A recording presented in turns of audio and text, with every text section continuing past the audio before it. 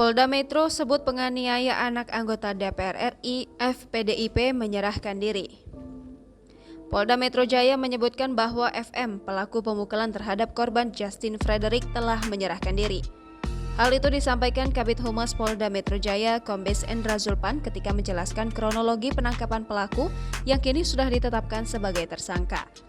Dalam pemeriksaan tersebut, kata Zulpan, penyidik mendapat 2 alat bukti yang dianggap cukup untuk menaikkan kasus tersebut ke tahap penyidikan. FM pun ditetapkan sebagai tersangka kasus dugaan penganiayaan terhadap anak politikus PDIP Indah Kurnia. Dia disangkakan pasal 351 atau 170 Kitab Undang-Undang Hukum Pidana. Untuk diketahui, Polda Metro Jaya sebelumnya telah menangkap AF beserta 1 pria lain berinisial FM yang juga terlibat dalam kasus yang sama. Kepolisian telah menetapkan FM sebagai tersangka dalam kasus pemukulan Justin pada Minggu 5 Juni 2022. Adapun video peristiwa dugaan pemukulan yang dialami Justin beredar di media sosial.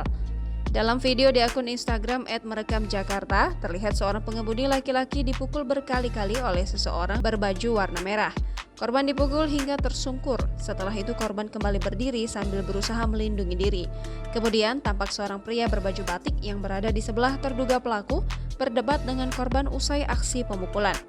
Zulpan mengatakan korban bernama Justin Frederick, putra dari politisi Partai Demokrasi Indonesia Perjuangan Indah Kurnia.